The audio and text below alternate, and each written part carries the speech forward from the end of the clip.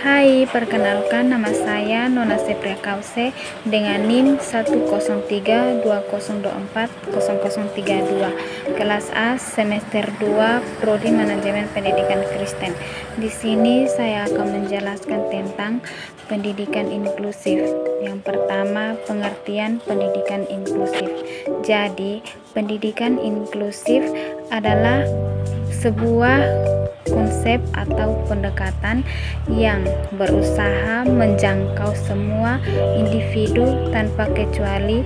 Dengan kata lain, pendidikan inklusif adalah sistem pendidikan yang terbuka bagi semua individu, mengakomodasi semua kebutuhan sesuai dengan kondisi masing-masing individu. Pendidikan inklusif juga menghargai perbedaan peserta didik dan memberikan layanan yang sesuai dengan kebutuhan masing-masing peserta didik.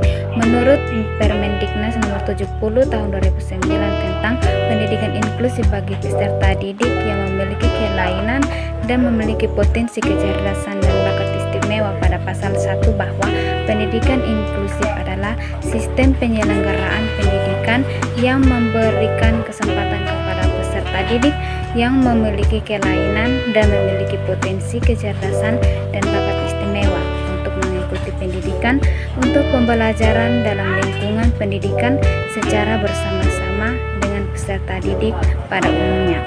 Yang kedua, tujuan pendidikan inklusif. Jadi, pendidikan inklusif bertujuan untuk memberikan kesempatan yang seluas-luasnya kepada semua peserta didik yang memiliki kelainan fisik, emosional, mental, dan sosial atau memiliki potensi kecerdasan bakat istimewa untuk memperoleh pendidikan yang bermutu sesuai dengan kebutuhan dan kemampuannya.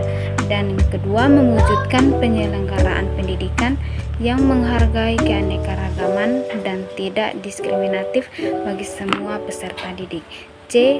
Fungsi pendidikan inklusif bagi pendidikan inklusif, yaitu yang pertama, menjamin peserta didik mendapat kesempatan dan akses yang sama untuk memperoleh layanan pendidikan yang sesuai dengan kebutuhan dan bermutu di berbagai jalur, jenis, jenjang pendidikan. Yang kedua, menciptakan lingkungan pendidikan yang kondusif bagi semua peserta didik untuk mengembangkan potensinya secara optimal. D. Manfaat pendidikan inklusif.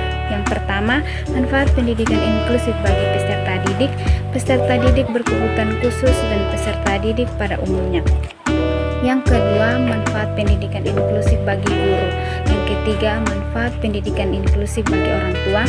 Yang keempat, pendidikan inklusif bagi pemerintah dan pemerintahan daerah. Dan kelima, manfaat pendidikan inklusif bagi masyarakat.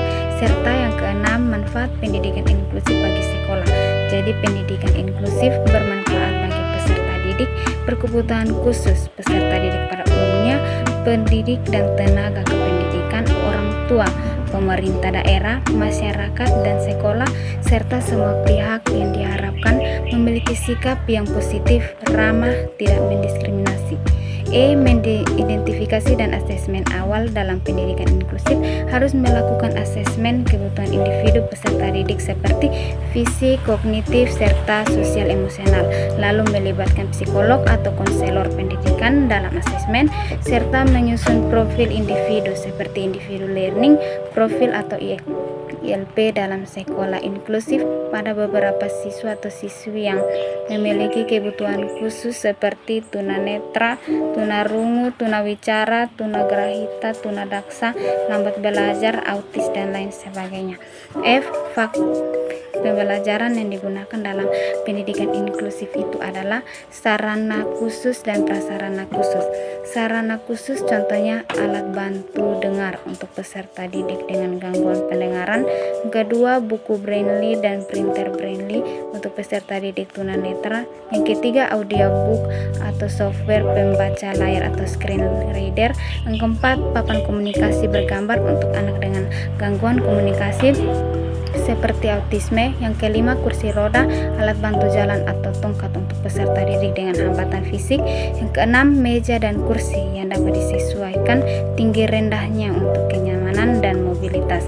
Yang ketujuh, mainan edukatif sensorik untuk stimulasi sensorik dan motorik anak.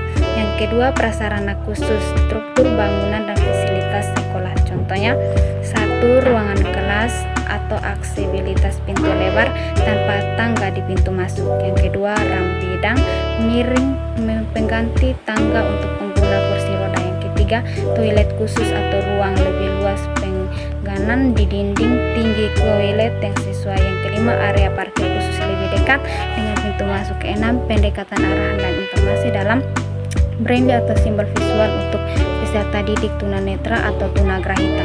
Yang ketujuh, penerangan atau akustik ruangan yang baik agar nyaman bagi peserta didik dengan gangguan penglihatan dan pendengaran.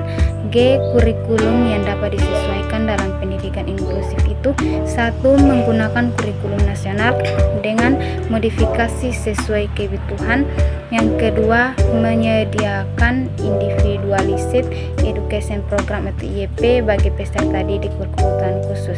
Yang ketiga, menyisipkan nilai-nilai toleransi, keberagaman, dan inklusif dalam materi pembelajaran.